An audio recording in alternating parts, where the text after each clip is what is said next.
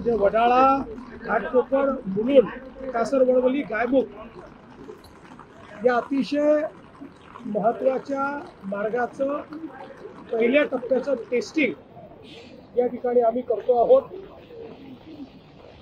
ठाणेकरांकरता हा मार्ग अतिशय महत्त्वाचा असणार आहे। जवळपास 35 किलोमीटरची एकूण लांबी या मेट्रो 4 ची आहे। त्यामध्ये 4 ची लांबी 32 किलोमीटर आणि 4A ची लांबी ही 2.88 किलोमीटरची एकूण 35 किलोमीटरची लांबी आहे। एकूण 32 स्थानकं याच्यामध्ये आहेत आणि जवळपास या ठिकाणी 16,000 कोटी रुपये याकरता खर्च करण्यात येत आहेत। अपेक्षित आहे की दैनंदिन प्रवासी संख्या 13,43,000 हा पूर्ण मार्ग सुरू झाल्यानंतर या ठिकाणी असणार आहे।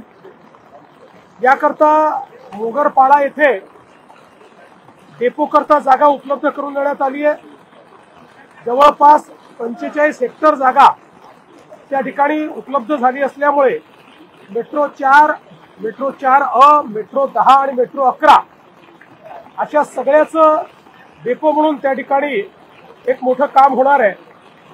या मार्गिकेवरची जी मेट्रो असणार आहे ही 8 डब्यांची मेट्रो असणार आहे आणि विशेषतः याचा महत्त्वाचा फायदा हा आहे की पूर्व उपनगर, पश्चिम उपनगरे, मुंबई शहर आणि ठाणे शहर या सगळ्यांना जोडणारा हा मार्ग होणार आहे।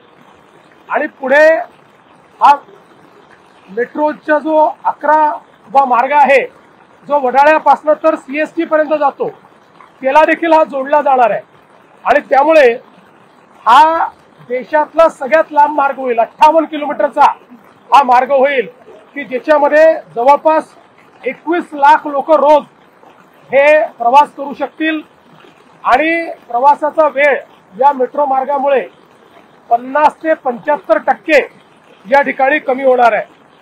आणि विशेषतः एलिव्हेटेड मार्ग असल्यामुळे रस्त्यावरची जी वाहतूक आहे ती देखील याच्यामुळे मोठ्या प्रमाणात नियमित होणार आहे। मला अतिशय आनंद आहे की हा एक महत्त्वाचा टप्पा आज या ठिकाणी करतो आहोत आणि टप्प्याटप्प्यानं पुढच्या वर्षाच्या शेवटापर्यंत याचे सगळे टप्पे हे प्रवाशांकरता खुले झाले पाहिजेत अशा प्रकारचा आमचा प्रयत्न आहे।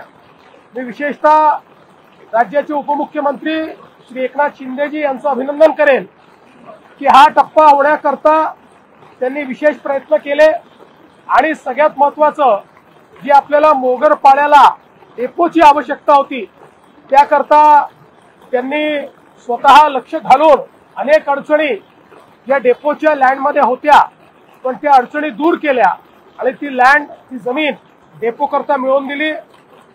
आमदार सरनाईक यांनी देखील या डेपोमध्ये विशेष प्रयत्न केलेले आहेत। त्यामुळे या संपूर्ण